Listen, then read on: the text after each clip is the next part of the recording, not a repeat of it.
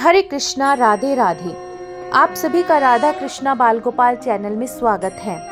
माघ मास का महात्म्य दूसरा अध्याय। तो आइए चलिए वीडियो शुरू करते हैं। माघ मास का महात्म्य दूसरा अध्याय। राजा के ऐसे वचन सुनकर तपस्वी कहने लगा कि हे राजन, भगवान सूर्य बहुत शीघ्र उदय होने वाले हैं, इसलिए यह समय हमारे लिए स्नान का है, कथा का नहीं। सो आप स्नान करके अपने घर को जाओ और अपने गुरु श्री वशिष्ठ जी से इस महात्म्य को सुनो। इतना कहकर तपस्वी सरोवर में स्नान के लिए चले गए और राजा भी विधि पूर्वक सरोवर में स्नान करके अपने राज्य को लौटा और रानीवास में जाकर तपस्वी की सब कथा रानी को सुनाई।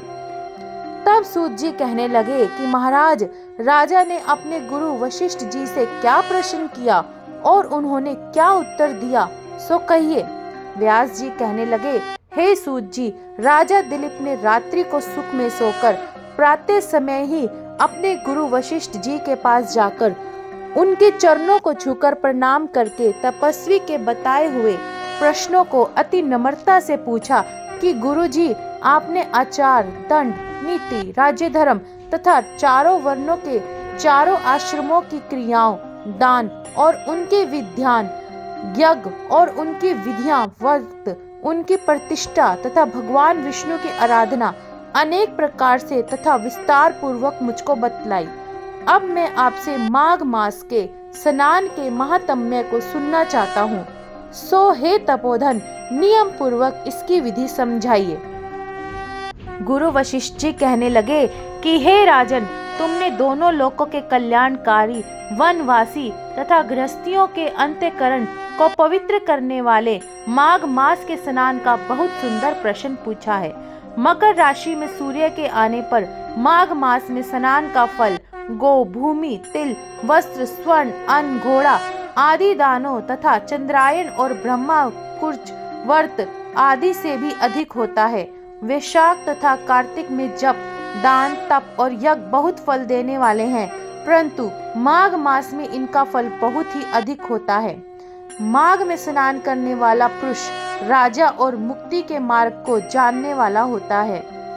दिव्य दृष्टि वाले महात्माओं ने कहा कि जो मनुष्य माघ मास में सकाम या भगवान के निमित्त नियम पूर्वक माघ मास में स्नान करता है, वह अनंत फल वाला होता है। उसको शरीर की शुद्धि, प्रीति, ऐश्वर्य तथा चारों प्रकार के फलों की प्राप्ति होती है। अदिति ने 12 वर्ष तक मकर संक्रांति में अन्न त्याग कर स्नान किया।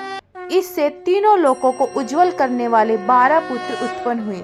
माघ में स्नान करने से ही रोहिणी, सुभद्रा, अरुंधति दानशीलता हुई और इंद्राणी के समान रूपवती होकर प्रसिद्ध हुई।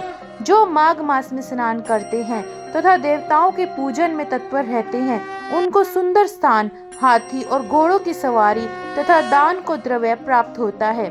अतिथियों से उनका घर भरा रहता है और उनके घर में सदा वेद ध्वनि होती रहती है।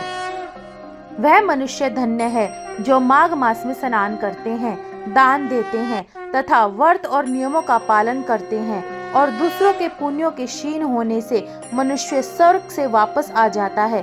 परंतु जो मनुष्य माघ मास में स्नान करता है, वह कभी स्वर्ग से वापस नहीं आता। इससे बढ़कर कोई नियम, तप, दान पवित्र और पाप नाशक नहीं है। भृगुजी ने मणि पर्वत पर विद्याधरों को यह सुनाया था। तब राजा ने कहा कि ब्राह्मण भृगु ऋषि ने कब मणि पर्वत पर विद्याधरों को उपदेश दिया था, सो बताइए। तब ऋषि जी कहने लगे कि राजन, एक समय 12 वर्ष तक वर्षा न होने के कारण, सब प्रजा क्षीण होने के कारण संसार में बड़ी उद्विग्नता फैल गई। हिमाचल और विंध्याचल पर्वत के मध्य का देश निर्जन होने के कारण श्राद्ध, तप और स्वाध्याय से सब कुछ छूट गए। सारा लोक विपत्तियों में फंसकर प्रजाहीन हो गया। सारा भूमंडल फल और अन्न से रहित हो गया। तब विंध्याचल से नीचे बहती हुई नदी के सुंदर वृक्षों से आच्छादित अपने आश्रम से निकलकर श्री भृगु ऋषि अपने